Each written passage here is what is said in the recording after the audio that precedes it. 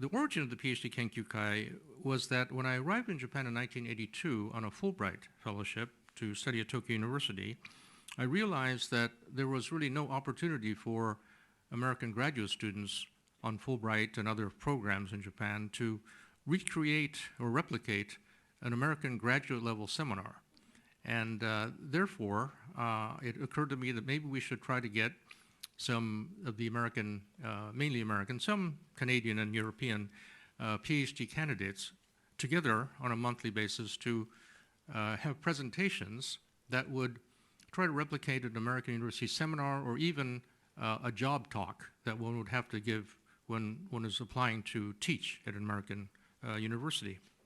77 to 95, which I think you could consider kind of the golden period of Japanese studies as well as attention to Japan. Ezra Vogel, one of my advisors at Harvard, published Japan as #1, Lessons from America in 1979. And so there was a lot of attention to Japan at the time. It was a very interesting and stimulating intellectual environment. But I think the need for the PhD Kenkyukai arose from the fact that we felt that in a Japanese university environment, and more generally in Japanese study groups, that it's quite different from being at an American university graduate seminar, where people are expected to debate and confront each other with ideas. So in Japan, I think our view at the time, and I still view this to be the case, there's lots of facts, lots of information being discussed and shared, but at least from a Western point of view, not the kind of logical analysis, discussion, and debate, and the critical thinking and analytical approach that are required in American university settings. Asking questions, challenging the status quo, having a clash of ideas and of opinions. It reminded me of the time in 2012 when I returned to Washington, D.C. After 22 years doing business in Japan. I talked with a number of think tanks in Washington. One of the think tanks that I spoke with calls itself the Global Think Tank, and they have offices in several countries around the world, but in Asia, they are based in Beijing. And I said to them, this is 2012, I said, why don't you also consider opening an office in Tokyo? And this think tank, which has been around for 100 years, said, well, Japan, they don't value debate. There's no real intellectual discussion. It's not a stimulating place. That's why we have our office in Beijing. Now, they may have changed their views with the last few years, but certainly that was the view then. And I think even now, I have to say very frankly, being in Washington, that I often get requests from universities and think tanks, primarily in the United States and Europe. They say, we're going to have a conference about Japan, and we'd like to invite some speakers from Japan. But it's really hard for us to find the right people because, they say, we want 4 things from the speakers that we invite. Number 1, they have to speak English well. Not only are they required to speak English, they have to speak it well. And they also have to be articulate, number 1. Number 2, they have to be logical, understandable, and persuasive. Number 3, they have to have substance, content that is analytical, informative, and stimulating. And finally, they have to have some independent views. We don't want them to be mouthpieces of the Japanese government. And so they say to me, we can't find too many people in Japan who fit these qualities. And so I always struggle, and I also don't know too many people in Japan who fit those qualities. But anyway, I think that kind of summarizes in my mind some of the thoughts about the intellectual environment that I faced, that we faced when we were here in the early 1980s. Let me just reiterate the urgent need for Japan to enhance its engagement with the global community. Here, I think the International House of Japan can play an even greater role than it has in the past, especially now, as Ken Jimbo said, it has added a think tank component to the International House's activities by merging with the Asia Pacific Institute. Since this symposium is in part to celebrate the PhD Kenkyukai Chinese Social Science Forum and Japan Study Forum of Korean students, perhaps one future contribution the iHouse could make is to host joint projects or conferences involving these three organizations with Japanese scholars. This could produce an interesting five-way dialogue between scholars of Japan, China, South Korea, Europe, and the United States. That's just one suggestion, but I'm sure there are many other ways in which the International House of Japan can host and fund research projects, seminars, symposia, and publications, as well as to develop future leaders that will serve to further invigorate Japan's engagement with the global community. It is a vital challenge, and I remain confident that the International House of Japan will continue to succeed as it has done so impressively over the past 70 years. Thank you very much.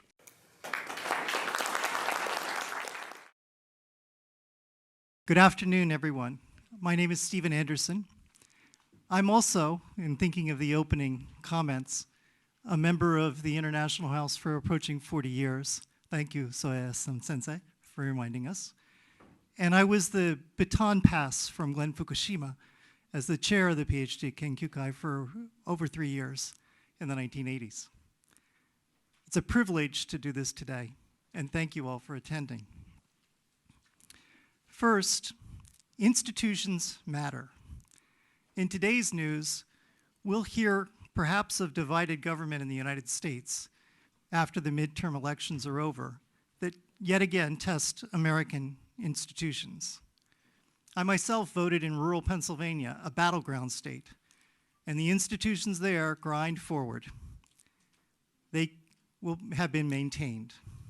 And in my career as a political scientist and a commercial diplomat, key institutions such as MIT and Harvard during my graduate study and later US embassies during my overseas tours gave me experience with continuity and resilience of these American institutions. Now, among the experiences here that I hope the audience shares today is something that Glenn mentioned. We aim to create a forum, a place like the PhD Kenkyukai, to reflect on key global challenges and questions that face Japan.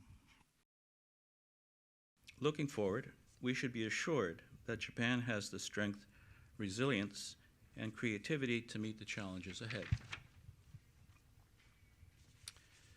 Now, turning to the challenges, as I see it,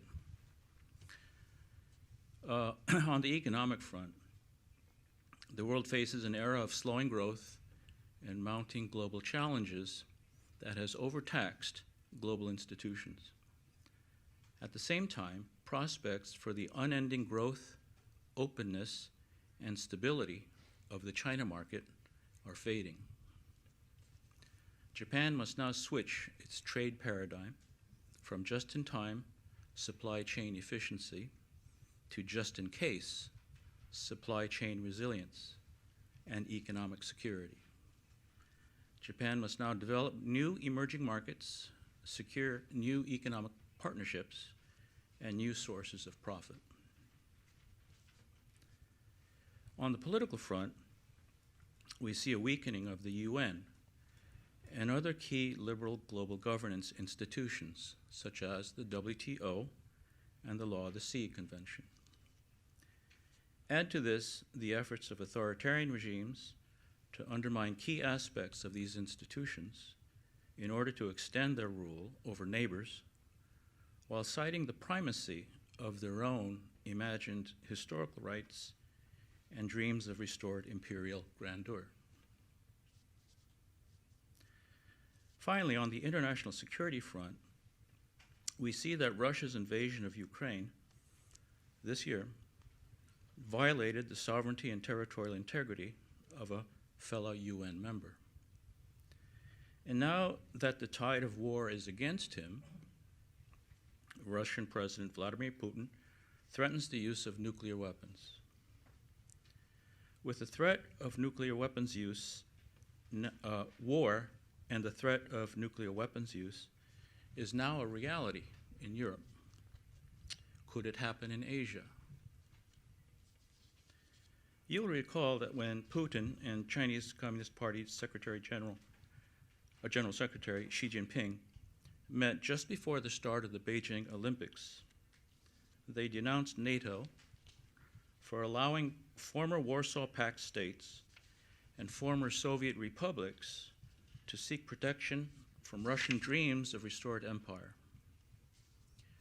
The two leaders also affirmed the right of the People's Republic of China to rule Taiwan, a self-governing democracy that has never been a part of the PRC. The Russian and Chinese leaders agreed that the US-led liberal order was the ultimate source of their dissatisfaction and would be to blame in case of war. When Nancy Pelosi visited Taiwan in early August, the PRC demonstrated its capacity to launch the opening stage of war against Taiwan. The intent was to signal that, yes, a war to secure the PRC's irredentist claims could happen in Asia, just as an irredentist war had been launched by its strategic Russian partner in Europe. The PRC argued that it had an even greater right to wage war because, unlike Ukraine, Taiwan was not a sovereign state, nor was it a UN member. The threat of war in Northeast Asia comes not only from the PRC. North Korea so far this year has launched 59 ballistic missiles to threaten South Korea, Japan, and the US. And there are signs it will soon test another nuclear bomb. Some 13 of the 15 UN Security Council members have denounced North Korea, but the PRC and Russia block any council action.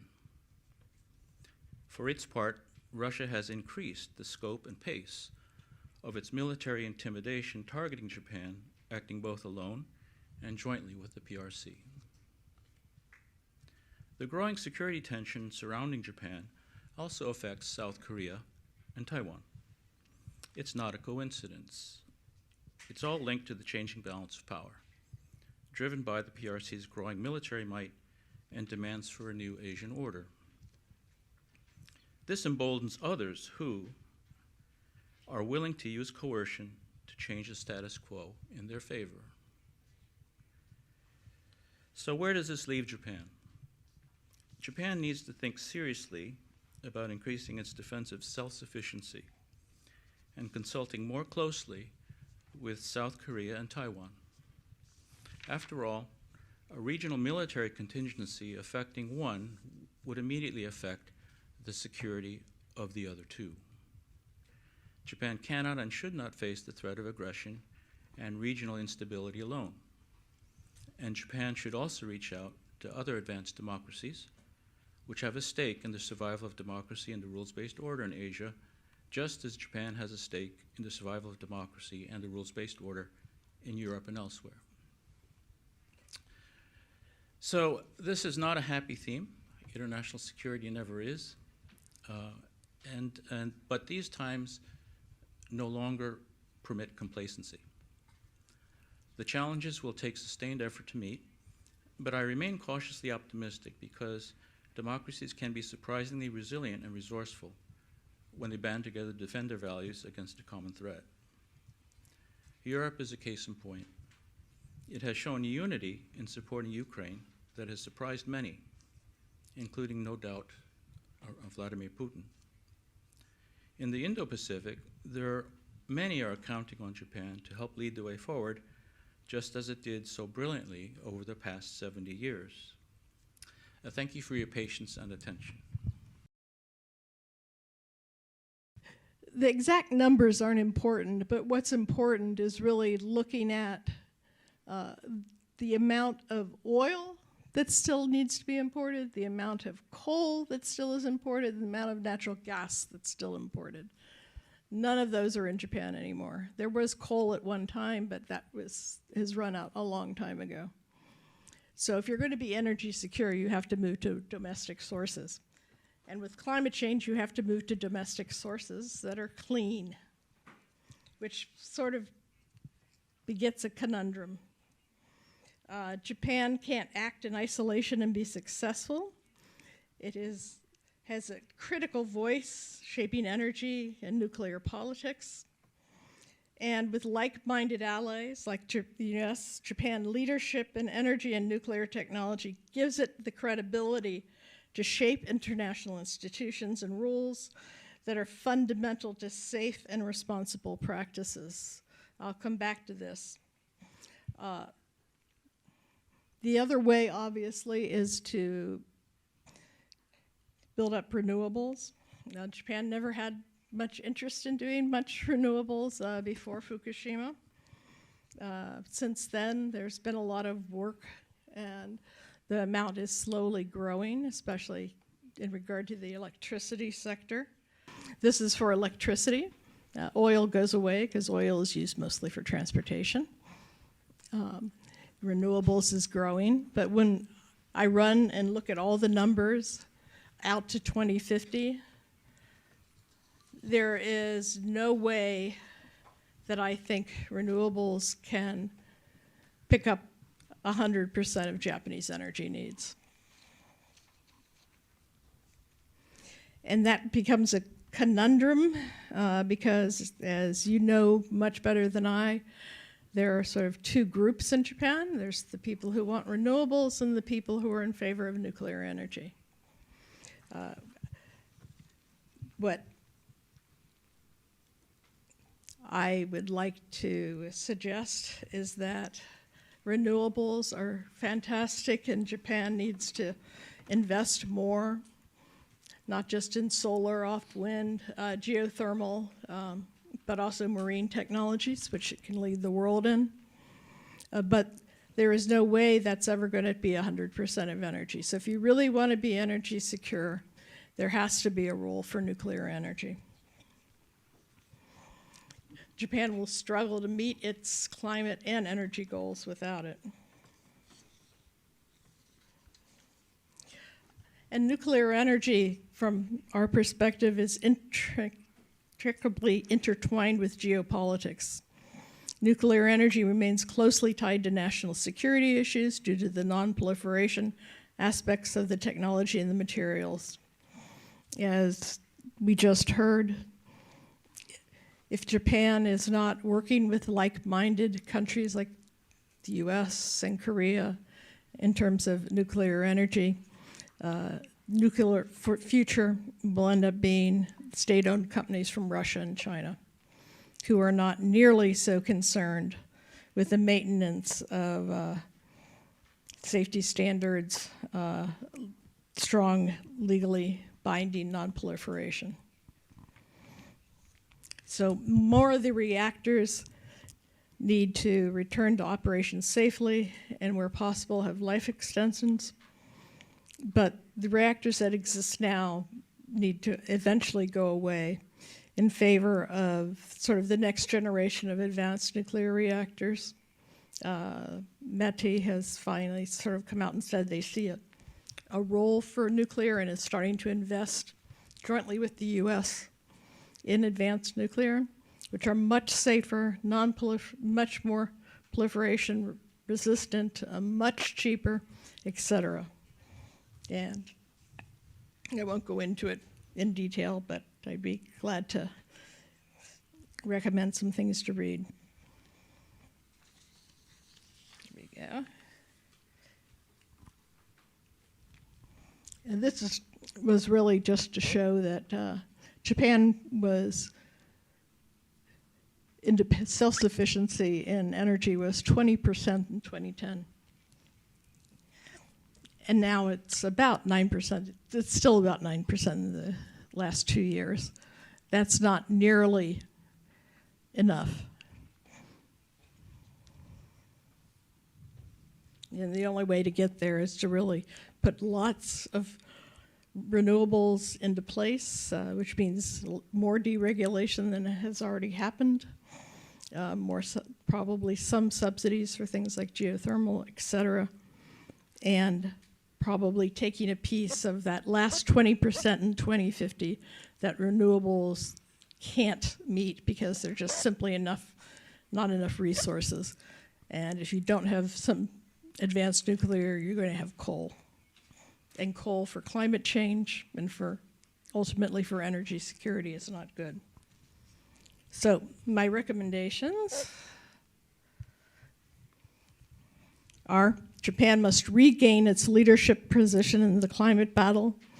It must look for feasible and practical ways in which to expedite the integration of all low carbon sources in Japan and support other countries seeking the same. Japan must lower regulatory barriers to the domestic production of renewables, especially wind and geothermal.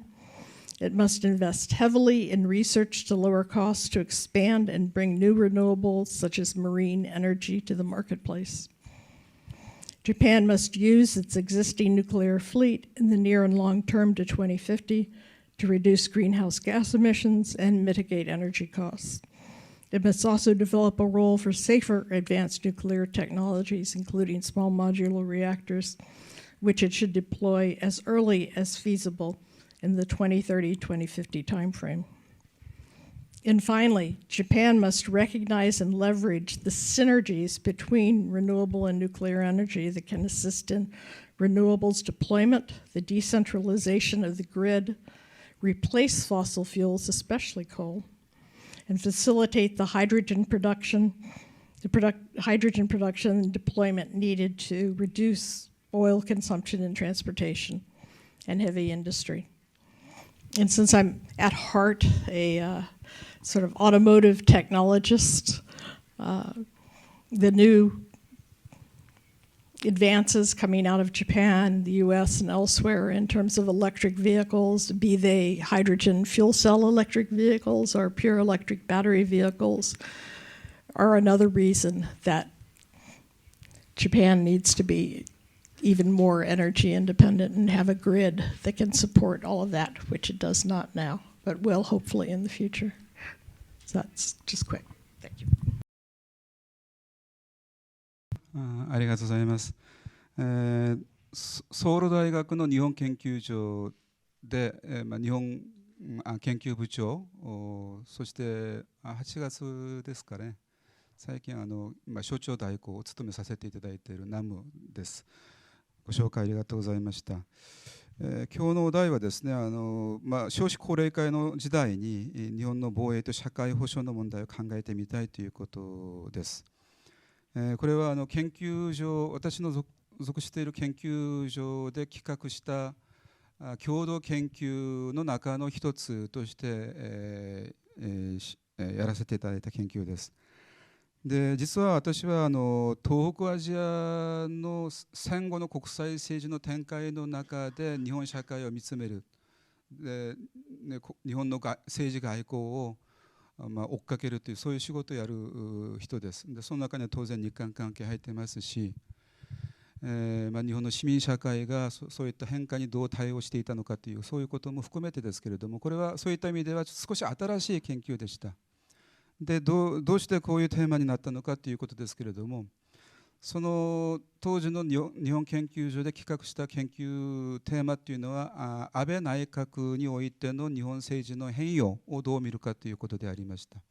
で国内政治、外交、日本、の社会文化をいろいろと見るんですけれども、でその中で当時ですね、安倍内閣になって急激に進む安全保障政策、そういったところが非常に韓国では大きく話題になっておりまして、同時に韓国の問題でもあり、ある意味ではモデルケースだった日本よりも超えてしまったということで、人口問題を韓国で非常に大きな問題として考えていた頃です。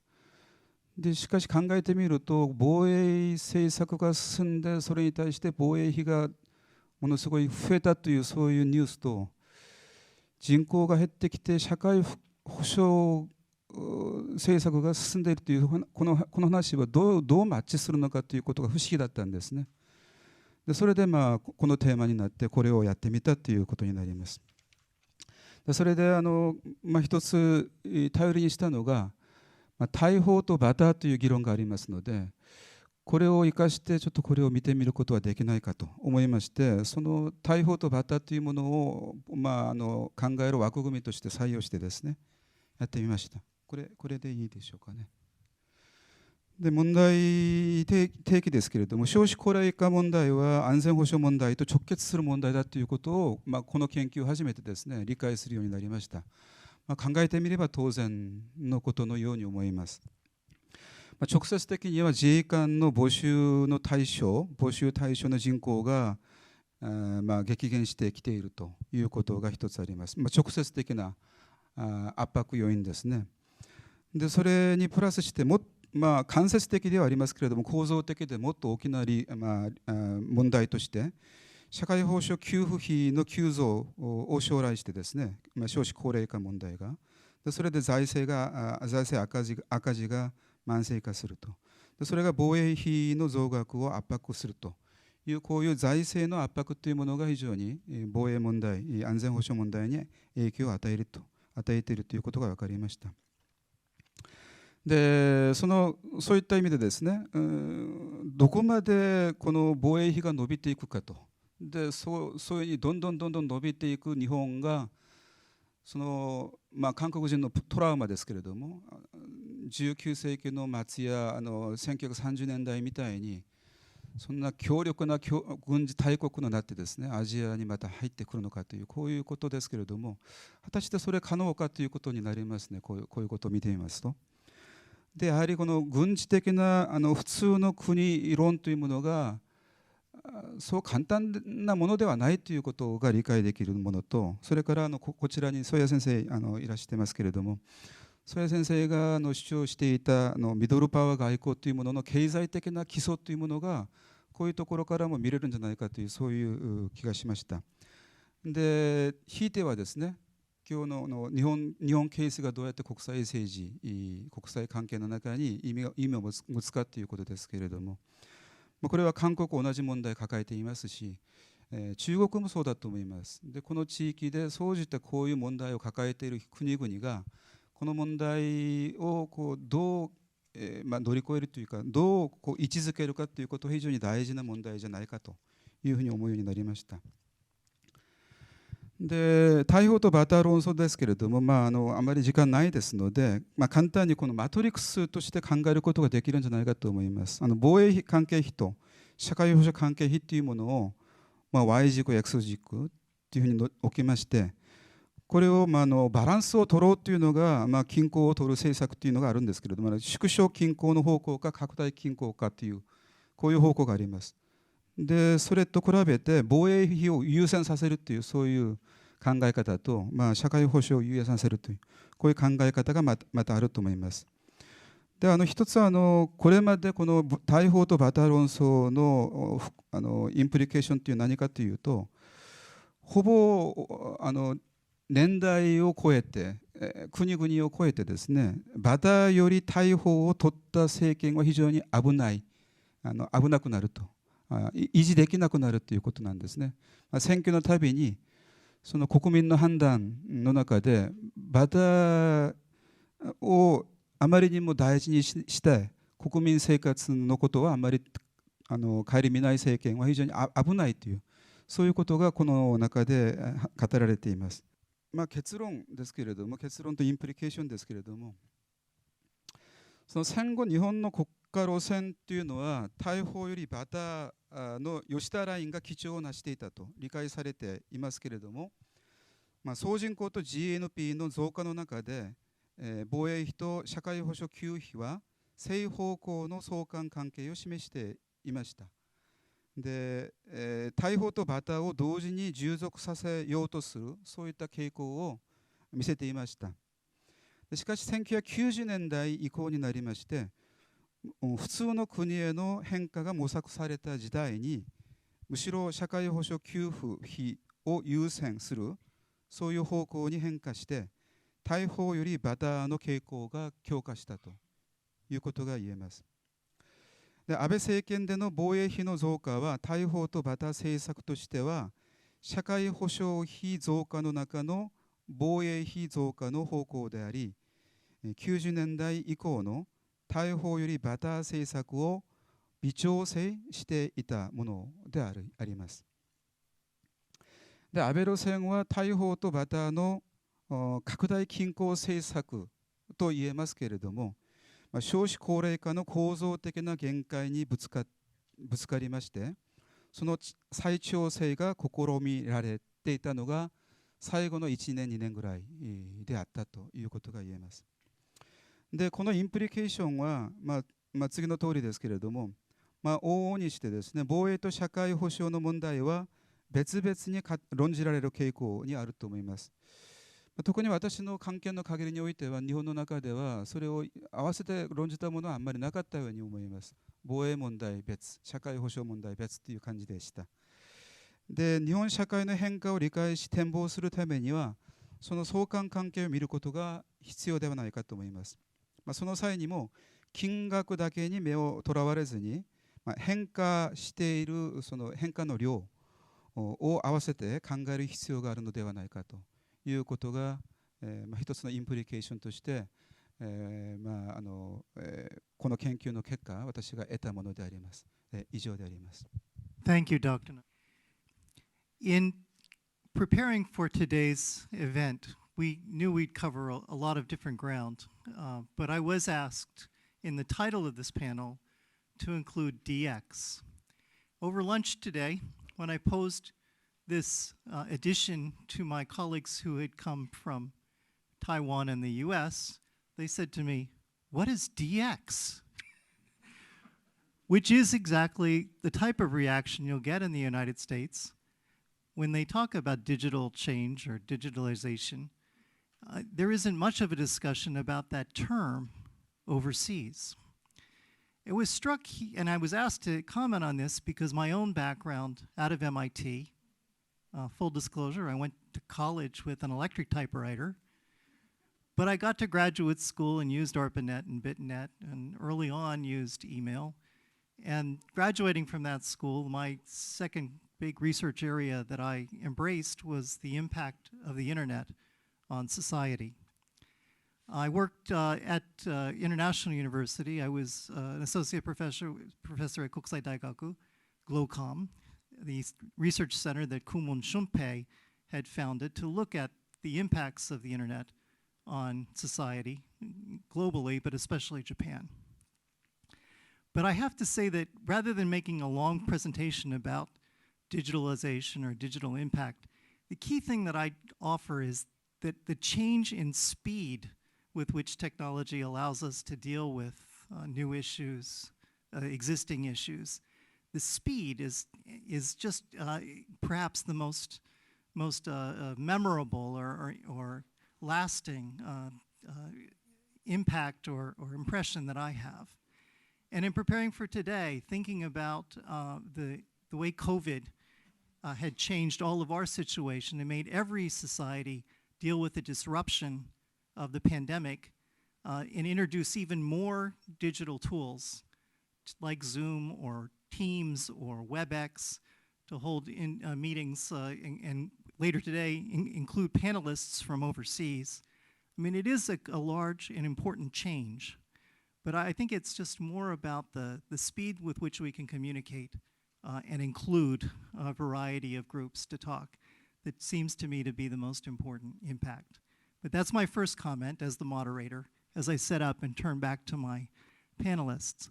I wanted to share with them just a quick impression of each of their activity, and maybe they'd like to comment on the key thing that I took away. Dr. Arase and I were able to talk a bit yesterday, and I think that one thing that we both shared as a concern is again about the speed of the upcoming tensions in the international order. And I'd like him later to comment maybe on the impact of things such as divided government in the United States, and most crucially, because of his interest in China, what the results of the Party Congress mean with a more strong consolidation under Xi Jinping. I think that my takeaway also, Phyllis, you got it at the very last thing you mentioned, the impact of the hydrogen society. And I think for this audience in particular, there's been a lot of discussion here about how the transformation, how fast the transformation can go. You showed us a couple different bar graphs of the breakdown of energy. Hydrogen and ammonia was a very small sliver. But the difference in whether they can restart nuclear plants, Mehdi may say 20%, but you certainly did, on one of your projections, do a more realistic 10 or 11% that Japan can rely on. So be interested to hear more of your comments on that.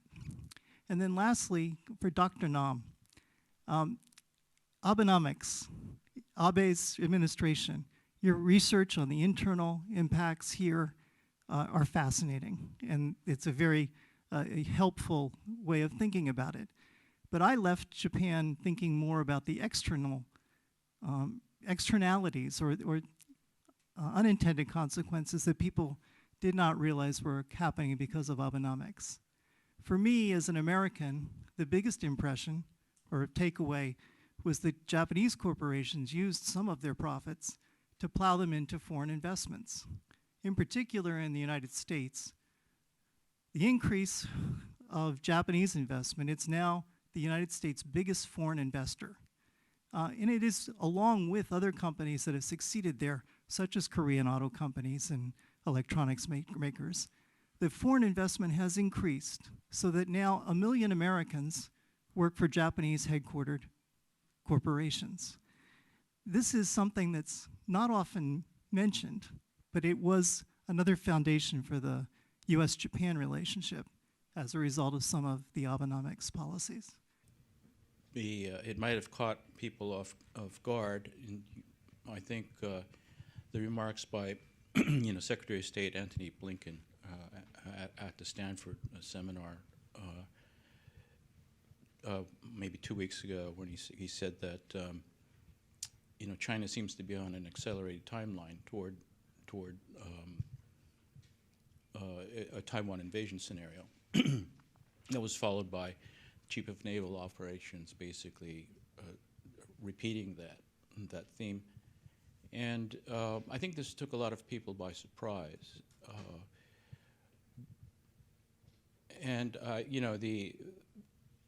It would be easy to dismiss this. It's just that if you'll recall, before the Ukraine invasion, the U.S.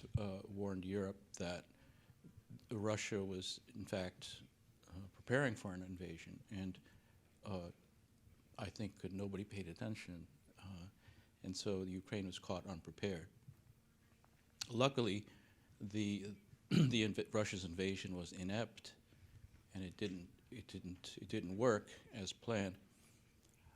But these are unusual times, and we're coming out of a very long period of peace, post-Cold War peace, when people just aren't really attuned to strategic or security risk and threats. But I think in the wake of the Ukraine war and also the demonstrations that we've seen in this region, that I don't think people can afford to be complacent anymore. Now, as far as domestic fragility is concerned, and by the way, this applies not just to the U.S., but also to China as well.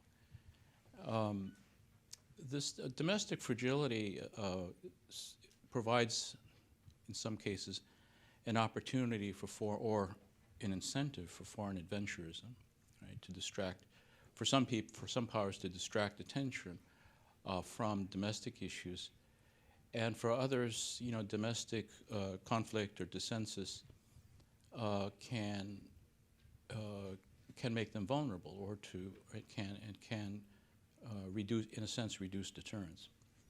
So the domestic factors, I think, also have to be taken into account.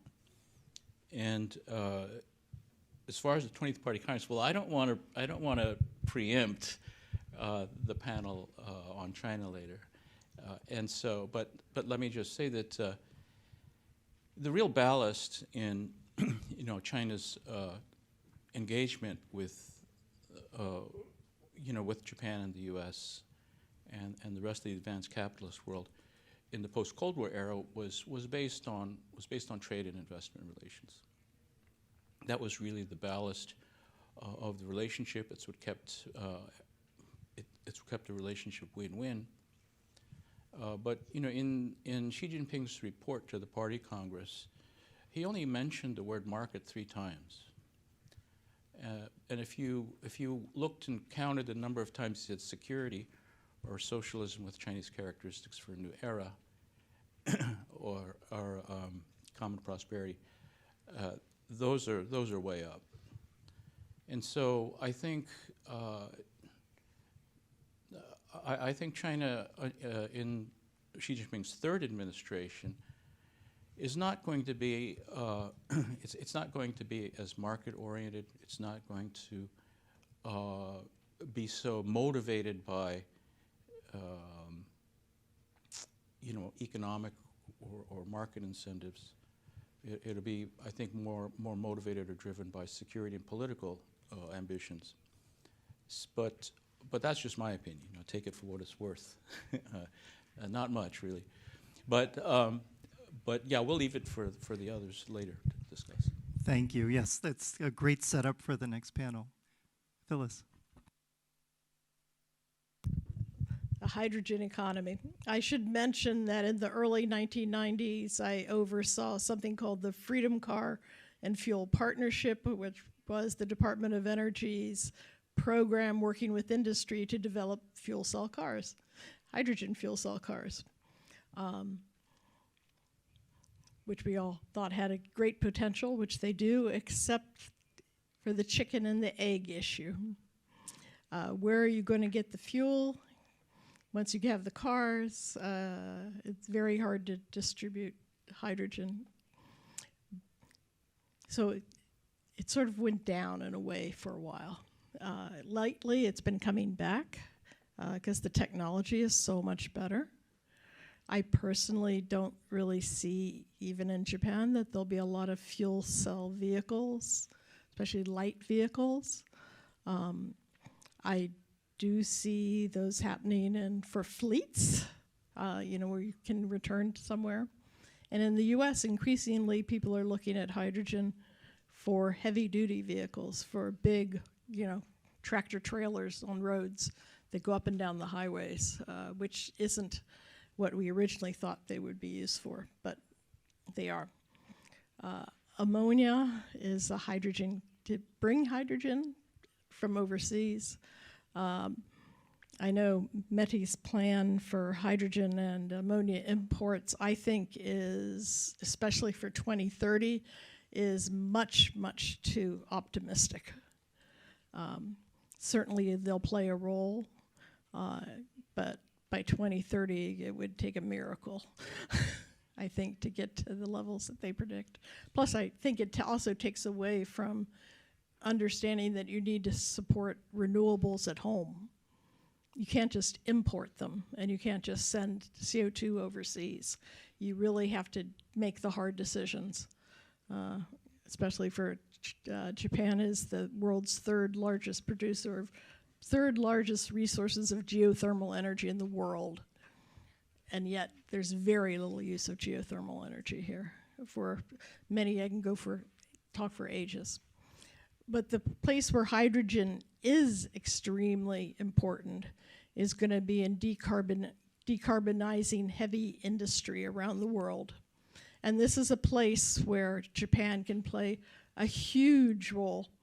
You can't use other things to decarbonize. You can't really use electricity. There's some industries where you still need something like oil. Hydrogen can be used in some of those places, and Japan, with its great manufacturing infrastructure, hopefully will be one of the first to use hydrogen to decarbonize. And I think that's something Japan needs to take and show to people around the world. Thank you. That was very helpful. And thank you for both your succinct comments. Dr. Nam, 私のご質問が分かりますか？アベノミクスの外資とか他のコメントがあります。どうぞ。そこについてはあまり専門ではないので深い話はできないと思いますけれども、全体的に今議論になっているものと関連してお話ししますと、アベノミクスに対する理解もですね、バランスを取る必要があるというふうに思います。ある一面だけを取ってですね、それでアベノミクスを評価するのはやはり日本のその考え方や行動というのは幅が広いという、そういうことをとりあえずの答弁として持ちたいと思います。もちろんそういう側面があったと思いますけれども、でそれが最初のご質問に対する私の意見でもありますけれども、その国際政治のこの緊張というのが非常に今緊張が高まっていてですね、最近は韓半島、朝鮮半島をめぐる情勢も非常に緊迫した状況がありました。でもちろんそういう状況を前にしてですね、いろいろとこう対処し準備しなければならないということもあると思います。というのはやはり国際情勢が非常に急激に悪くなるということも念頭に置きながら、いろいろと準備をしないといけないだろうと思いますし、韓国の今の政権は非常にそういうところに重点を置いて、今こういう情勢を見ていると思いますけれども、韓国の中でも、意見はいろいろとありましてですね、そして私が見るに、日米韓の協力なんかについても、私が言いたいのはもちろんそれ大事なんだけれども、その another plan B というものも常に考えながらやらないといけないということを話をします。特に、日本で勉強した人、日本外交を少し勉強した人としてはそういう話をよくします。実は私の経験についてももう少しお話をしますと、30年前ですよね、国際情勢も関係も非常に変わりましたけれども、当時、日本に留学してきて日本の国際政治ということを勉強しながら、これは韓国と非常に違うなと思いました。韓国ではパワーポリティクス一辺倒というんですかね、そういう教えでありましたし、そういう議論の中で勉強してきました。で90年代の話ではありますけれども、日本に来ましたらいろんな違う考え方がいろんな人々にありまして、特にいわゆるインスティテューショナリストナリズムもありましたし、そういういわゆる自由主義的な物事の考え方、レジームを作りながら、そこで利益を共同で作りながら、そこの中で安全を確保していくんだという、そういう考え方が非常に、熱く日本の中にはあるということを知りました。で地域的にも、当時は韓国という情勢はその冷戦が、終わるか終わらないかという状況でありましたので、私の経験からはソ連や中国というものは私の念頭にはありませんでした。しかし日本に来てみると、私たちにはない世界が日本には ありました。同じくそのいわゆる自由主義陣営の中にいたにもかかわらず、日本にはソ連もあり中国もありということがあったので、日本に来て初めてグローブというものを考えながら国際政治を考えたというふうに私は思います。その経験が私には大きかったです。それからこれは丸山さんにも非常に配慮していただいて、非常に貴重な経験をさせていただきましたけれども、福岡で行われたアジアユースフォーラムというものに私は参加をしまして、その時に私が感じたのは、日本外交の幅の広さ、特に東南アジアを相手にした日本外交というものが非常に印象的でありました。ですから日本の外交というのは非常に幅が広く選択肢を多く持っていて、いろんなプレーン A、プレーン B というものを考えながらやっているんだということを、体験的に日本で育ちながら覚えましたし、それを私は韓国の中でも今の情勢でもそういうことを念頭に置きながら、ここの情勢を見る必要があるというふうに私は、話をしているところであります。どうもありがとうございました。Thank you very much.